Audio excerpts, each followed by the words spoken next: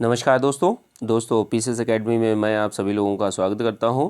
चलिए स्टार्ट करते हैं। इस प्रश्न को दोस्तों आप लोगों को ध्यान रखना है, 250 शब्दों में ही लिखना है, ठीक है, न कम न ज़्यादा। जो चीज़ें पूछी गई हैं, जिस तरीके से पूछी गई हैं, उस तरीके से आप लोगों को बताना है। और प्रश्न संख्या आपकी 79 है और प्रश्न को आप लोगों को बहुत अच्छी तरीके से समझना चाहिए और जो चीज़ें जितनी मात्रा में पूछी गई हैं उसी के अकॉर्डिंग आप लोगों को जवाब देना है। प्रश्न को देख लेते हैं कि प्रश्न क्या है। विषुवत-रेखीय जलवायु और वनस्पति की विशेषताओं पर प्रकाश डालना है आपको और इन क्षेत्रों के विकास को बाधित करने वाले कारकों को स्पष्ट कीजिए। ठीक है, तो यह प्रश्न है। जो इक्वेटोरियल एक क्लाइमेट होता है और वहाँ की जो वेजिटेशन होता है उसकी चीज़ों को आप लोगों को बताना है, ठीक है। और जो भी इन क्षेत्रों के विकास को बाधित करने वाले कारक हैं उनको आप लोगों को बताना है, ठीक है। तो सबसे पहले देख लेते हैं कि विषुवत-रेखीय जलवायु जो होती है वो क्या होती है और किस तरीके से वहाँ चीज़ें चलती हैं। तो देखिए, विषुवत-रेखीय जलवायु का अर्थ ये हो गया कि जैसे मान लीजिए हमारी पृथ्वी है, ठीक है। पृथ्वी पर 10 डिग्री 5 से 10 डिग्री ऊपर और 10 डिग्री नॉर्थ में, ये आपका उत्तर में, ये आपका दक्षिण में। अगर पृथ्वी को दो बराबर भागों में बांट देते हैं तो ऊपर का पार्ट नॉर्थ होता है, नीचे का साउथ होता है। अब जो 0 डिग्री ये जो रेखा होती है इसको इक्वेटोरियल लाइन बोलते हैं, विषुवत रेखा बोलते हैं। और यहीं की जलवायु के बारे में विशेषताएं आप लोगों को बतानी हैं, ठीक है। तो अब जो 0 से 10 डिग्री के बीच में है, ठीक है, 5 से 10 डिग्री के बीच का जो क्षेत्र होता है तो इस क्षेत्र के बारे में आप लोगों को बतानी है। इसी क्षेत्र के बारे में सारी चीज़ें पूछी गई हैं। इनमें कौन कौन से स्थान आते हैं बहुत सारे स्थान हैं कि जैसे अमेज़न है और अमेज़न का जो निम्न भूमि है, कांगो है, मलेशिया है, ठीक है, इंडीज़ का कुछ पार्ट है। तो अब यहाँ की विशेषताओं के बारे में आप लोगों को बताना है कि जैसे यहाँ पर जो मौसम होता है, देखिए यहाँ पर टेम्परेचर जो होता है, जो यहाँ पर औसत मासिक तापमान होता है वो लगभग 27 डिग्री सेंटीग्रेड होता है। और यहाँ पर अत्यधिक वर्षा भी होती है, बादल भी आते रहते हैं और जो स्थल होता है और समुद्री पवनें होती हैं इनका भी प्रभाव इस जलवायु पर पड़ता है, ठीक है। शीतकाल, यहाँ पे शीतकाल ग्रीष्मकाल नहीं होते हैं, ये बताना है आपको।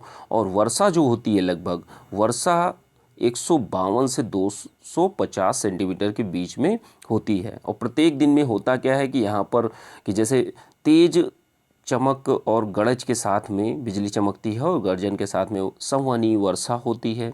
और यहाँ पर जो वनस्पतियाँ हैं, जैसे यहाँ पर टेम्परेचर बहुत अधिक पाया जाता है तो यहाँ पर बायोडाइवर्सिटी भी बहुत ज़्यादा होती है। यहाँ पर प्रेसिपिटेशन भी, जो वर्षा की मात्रा है वो भी बहुत ही ज़्यादा होती है।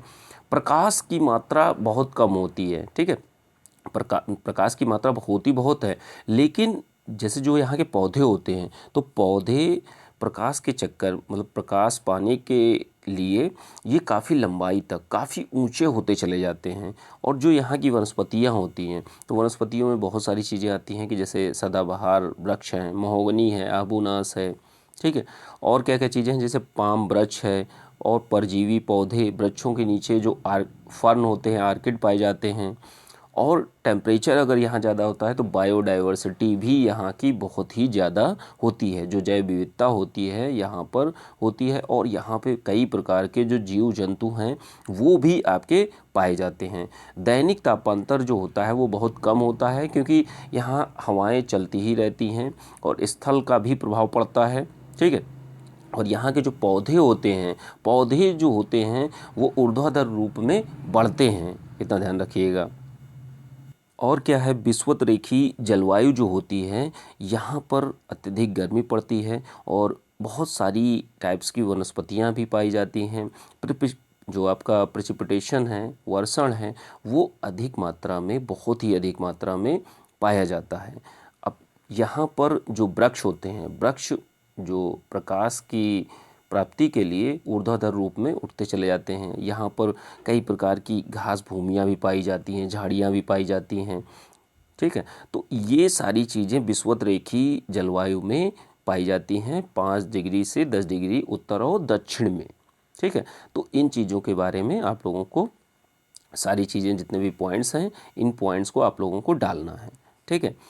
अब लास्ट में आप लोगों को क्या करना है कि जैसे इस क्षेत्र के विकास में कौन कौन सी बाधाएं हैं तो उनको भी बताना है। ठीक है।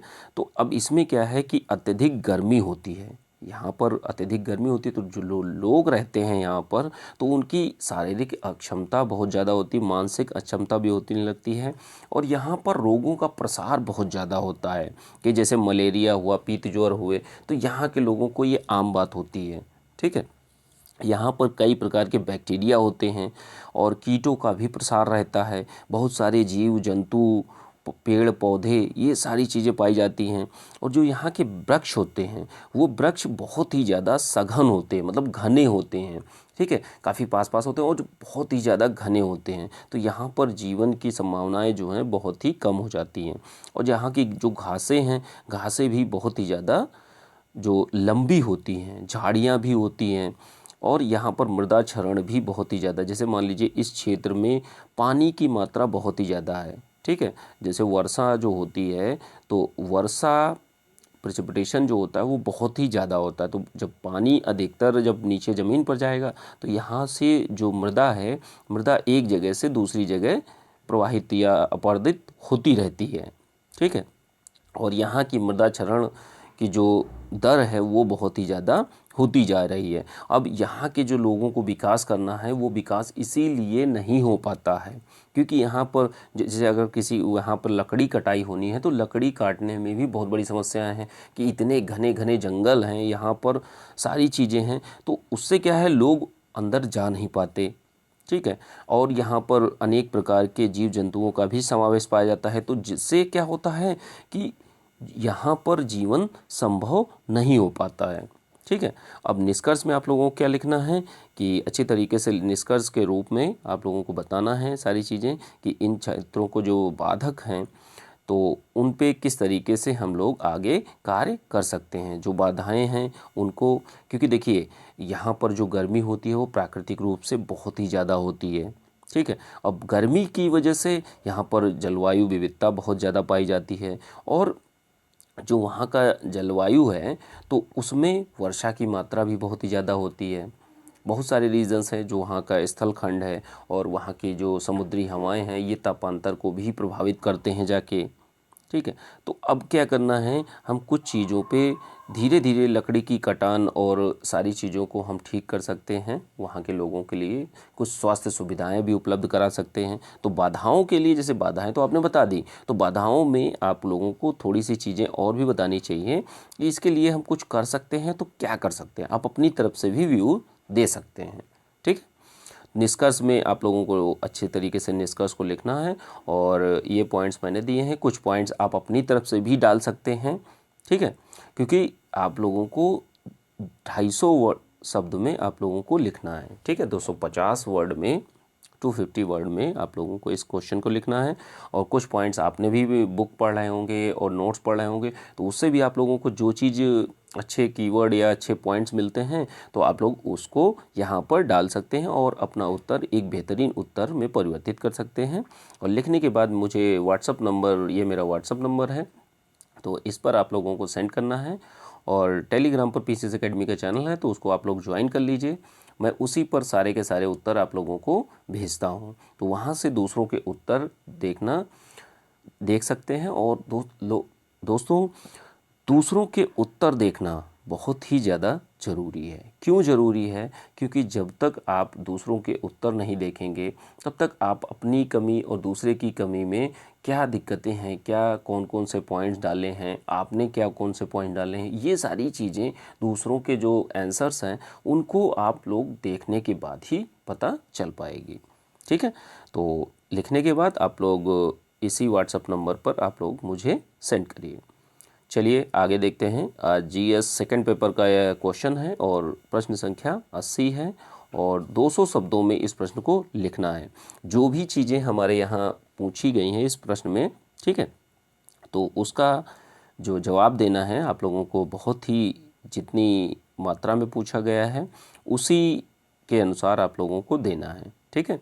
200 शब्दों में आप लोगों को लिखना है। ठीक है। प्रश्न क्या है, प्रश्न देखते हैं। संविधान में संशोधन करने के संसद के स्वैच्छिक अधिकार पर भारत का उच्चतम न्यायालय नियंत्रित करता है या नियंत्रण रखता है, इसका समालोचनात्मक विवेचना कीजिए। यह प्रश्न आपका है और इस प्रश्न को आप लोगों को बताना है। तो देखिए, जो हमारा भारत का संविधान बना था वो विश्व का सबसे विशाल संविधान है और लिखित संविधान है। सबसे बड़ी बात यही है कि ये विशाल भी है, बहुत सारे चीज़ें हैं और उन चीज़ों को एक बुक में रूपांतरित किया गया है, दिया गया है, लिखा गया है। और जो हमारी संविधान सभा थी, संविधान सभा के द्वारा ही इन चीज़ हमारा संविधान का निर्माण किया गया है।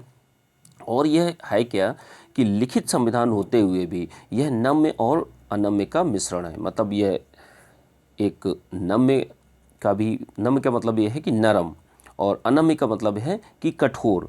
तो नरम और कठोर का मिश्रण भी कहा जाता है। अब देखिए, 200 शब्दों में ही लिखना है आपको। कीवर्ड जो भी चीज़ें डालनी है आपको टू द पॉइंट बताना होता है। आप बताने के लिए तो बहुत सारी चीज़ें बता सकते हैं, लेकिन नहीं, जो चीज़ें जितनी मात्रा में बतानी है आपको वही बताना है। संविधान के भाग 20 के अनुच्छेद 368 के तहत संविधान संशोधन का जो प्रावधान है वह रखा गया है। ठीक है, तो अब हम लोग देखेंगे संशोधन के प्रकार। जो हमारे संविधान में जो संशोधन का एक अधिकार दिया गया है संसद को, तो हमारे यहाँ संशोधन के प्रकार कौन कौन से होते हैं। तो एक साधारण बहुमत से होता है, एक विशेष बहुमत से होता है। ठीक है, विशेष बहुमत में क्या होता है कि जो आपके दोनों सदनों के सदस्य होते हैं उपस्थित और मतदान करने वालों का 2/3 बहुमत। ठीक है, तो ये आपका विशेष बहुमत होता है। और एक तीसरे प्रकार का होता है कि विशेष बहुमत प्लस आधे राज्यों के विधानमंडलों की स्वीकृति। ठीक है, तो यह एक संशोधन के प्रकार हैं जो संविधान संशोधन के लिए करने के प्रावधान दिए गए हैं। अब संसद का एक स्वैच्छिक अधिकार है भारतीय संविधान में संशोधन करना।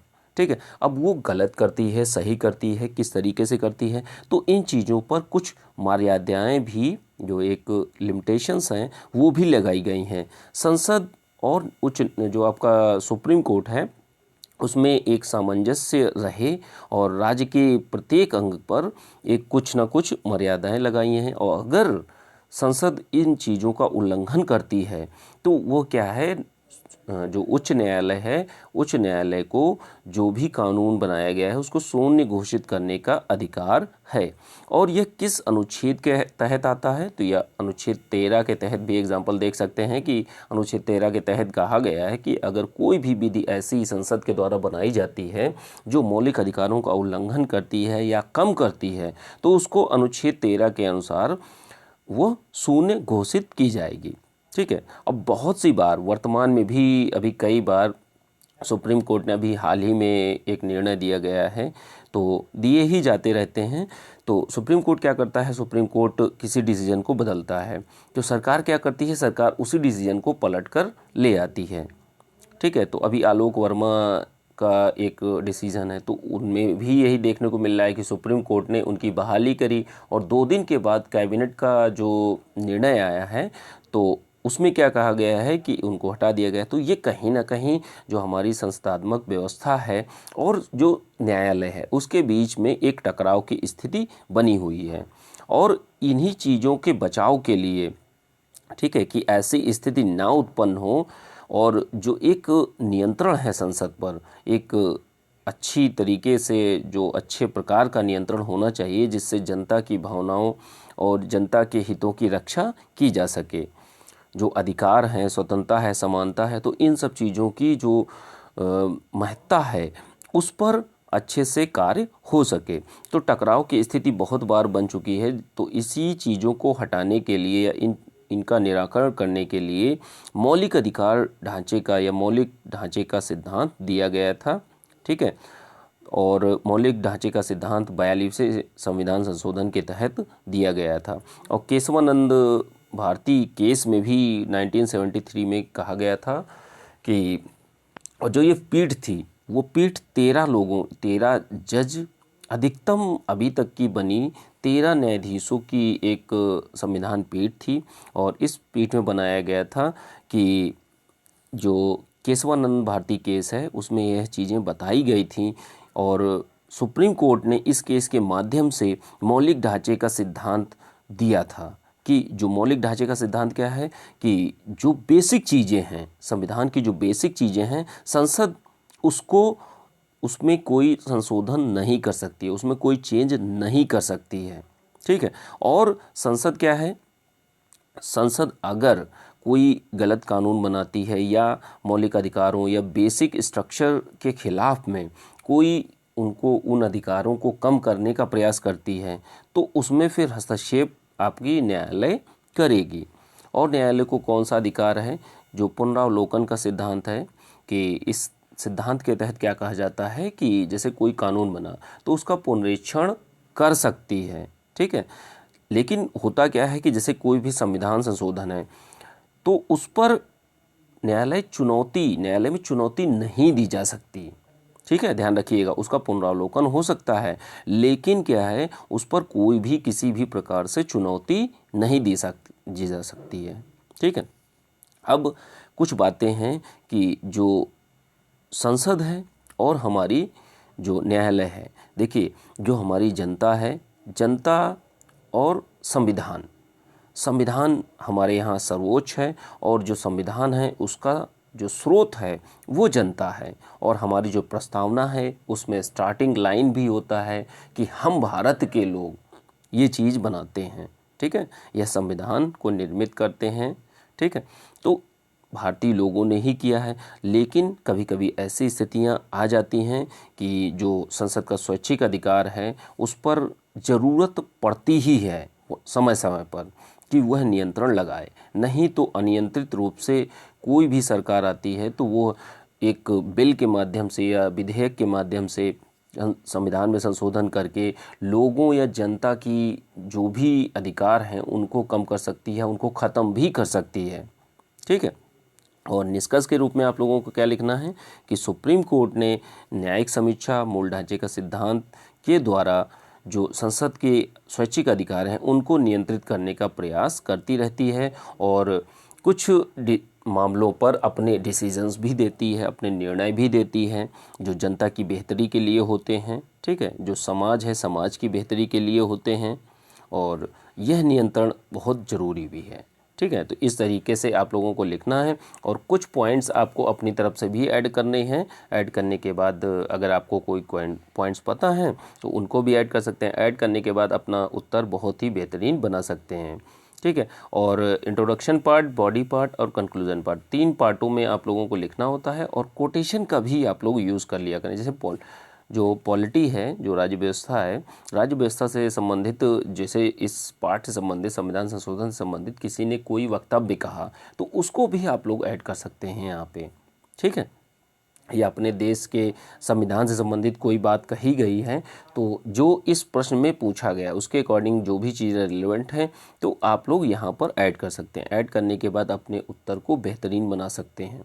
और लिखने के बाद इस उत्तर को, इस प्रश्न को लिखने के बाद, आंसर लिखने के बाद आप लोग यह मेरा व्हाट्सअप नंबर है, व्हाट्सअप नंबर पर आप लोग सेंड करिए और मैं फिर वहाँ से आप लोगों को टेलीग्राम पर चैनल है पीसीएस एकेडमी का, तो उसको आप लोग ज्वाइन कर लीजिए। ज्वाइन करने के बाद मैं उसी में आप लोगों को सारी के सारे चीज़ें, जो भी उत्तर मेरे पास आते हैं मैं वहाँ पर देता हूँ। और दोस्तों व्हाट्सएप ग्रुप चल रहे हैं, डिफेंस ऑप्शनल का चल रहा है। ठीक है, ध्यान रखिएगा, ऑप्शनल का एक ग्रुप चल रहा है और आपका जीएस का चल रहा है। तो जीएस का ग्रुप 1, 2, 3, 4 चारों पेपरों का चल रहा है, जिसमें हिंदी और एसए का भी मैं आप लोगों को प्रोवाइड करूंगा। और ज़्यादा जानकारी के लिए या तो इस नंबर, जो मेरा नंबर है, इस पर आप लोग मैसेज कर सकते हैं और या तो डिस्क्रिप्शन बॉक्स में डिटेल पड़ी हुई है तो उसका ज्वाइनिंग प्रोसेस है कुछ, तो उसको ज्वाइनिंग प्रोसेस के बाद आप लोग अच्छे से ज्वाइन कर सकते हैं। ठीक है, चलिए ठीक है, आंसर राइटिंग दोस्तों करते रहिए, समय बहुत कम है। अब देखिएगा धीरे धीरे समय गुजरता ही जाएगा और कार्य आपको अंततः करना ही होगा। अगर आपको सिलेक्शन लेना है इस बार तो आपको कार्य करना ही होगा। चलिए ठीक है, थैंक यू सुनने के लिए।